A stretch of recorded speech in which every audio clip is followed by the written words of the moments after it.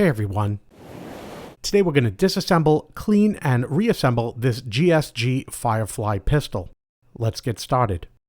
And I've seen this particular pistol made by a couple of different companies. This one over here happens to be made by GSG in Germany, though the other side says Firefly American Tactical in Somerville, South Carolina. Our first order of business, of course, as always with these pistols, is to ensure that it is unloaded before we begin. We start first by depressing the magazine release and dropping the magazine. There's no ammunition in this magazine. And then we'll pull back on the slide, locking it into the open position using the slide lock so we can inspect the chamber. And we could see right here in the chamber, there's no ammunition. We'll have a look straight down. We could see straight through downward. And good practice, we look from the bottom up. This pistol is now safe, so we can continue. For today's event, we'll be using standard cleaning patches, cleaning brush, bore snake, Hops No. 9 solvent, and FP10 gun oil. If I gently push the slide back without the magazine, the catch will drop down and the slide will come back forward, though we will see that the hammer remains back. Over here we have the takedown lever, which I will now rotate by pushing downward till it is facing in the forward position. Just like that, I'll line it up nicely. And focusing right over here as an area of attention, I will bring the slide back, and then right around here, lifting up gently, we'll remove the slide from the lower portion of the pistol, where I could then bring it forward, releasing the entire slide from the rest of the assembly, working carefully so the recoil spring doesn't shoot out. At this point, I'll gently remove the recoil spring. This one appears to be in backwards, and this is followed by the recoil spring guide.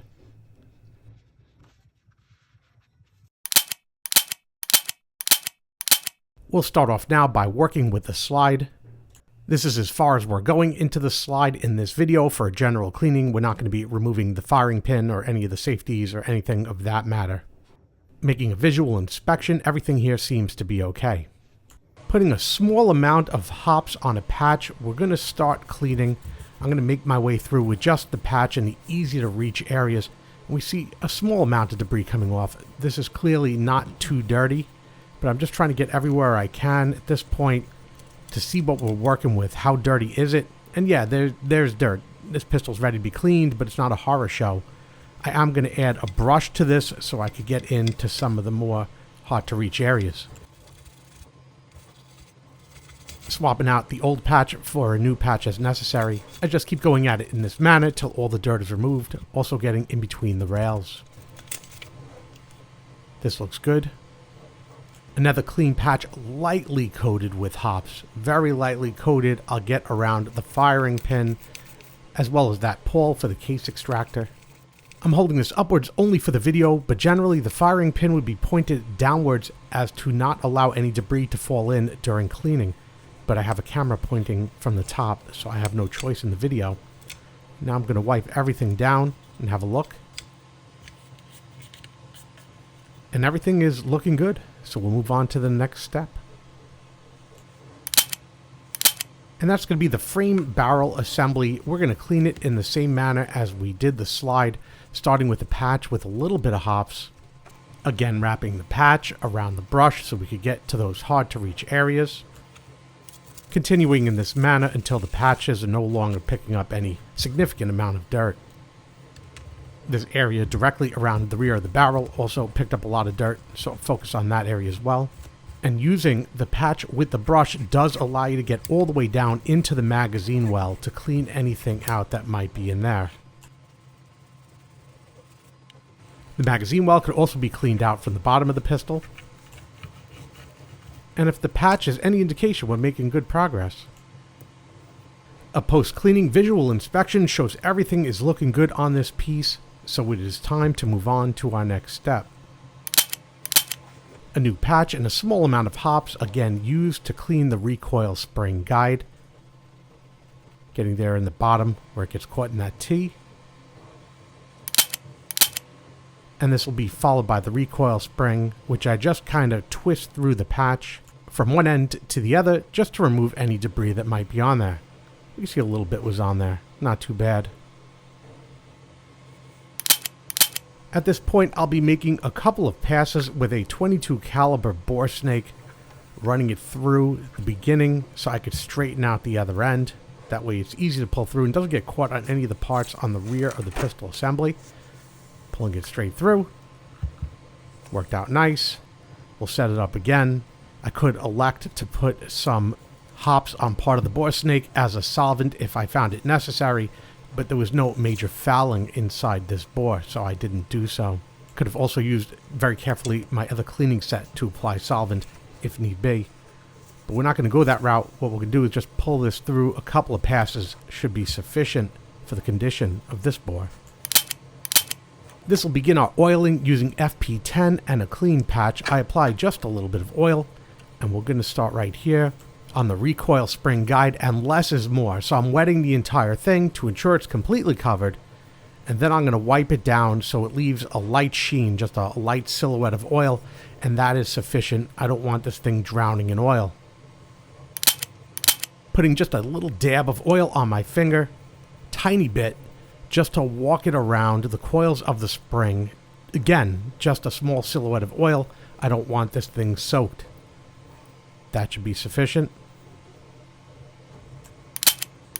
Making our way back to the slide with a clean patch. I'll do the same thing again, lightly coating the inside. It may look like it's starting off heavy as I first apply it, but I'm trying to get it everywhere, and then I'm going to even everything out. I just want this really light sheen. We're actually still picking up a little bit of dirt as we apply the oil, and that's fine too. A very light coating here by the firing pin. We're not trying to drip tons of oil into the firing pin recess, just trying to get this light sheen covering all the metal to protect it.